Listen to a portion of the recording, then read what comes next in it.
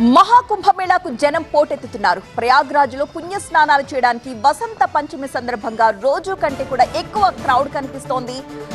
5 కోట్ల మంది భక్తులు వస్తారని అధికారులు అంచనా వేస్తున్నారు. దానికి తగినట్లుగానే భారీగా ఏర్పాట్లు చేశారు. ఎక్కడికక్కడ రోప్స్ కూడా ఏర్పాటు చేశారు. ఎందుకంటే గతంలో మనం చూసాము కొద్ది రోజుల ముందు ఏం జరిగింది అనేది. అమృత స్నాన్ రోజున తొక్కిసలాట జరిగిన నేపథ్యంలో మళ్లీ అలాంటి ఘటనలు చోటు చేసుకోకుండా ఈసారి కంప్లీట్ గా పూర్తి భద్రతా ఏర్పాట్ల నడుమ ఎక్కడికక్కడ రోప్వేల్ కూడా ఏర్పాటు చేసి బారికేడ్స్ ఏర్పాటు చేసి కొంతమందిని అలా ముందుకు వదులుతూ ఉన్నారు.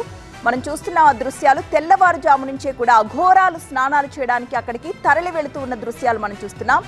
వసంత పంచమి సందర్భంగా అఘోరాలు తెల్లవారుజాము నుంచే అక్కడ ప్రయాగ్రాజ్లో మహాకుంభమేళాలో స్నానాలు ఆచరించడానికి తరలి వెళుతూ ఉన్న దృశ్యాలవి.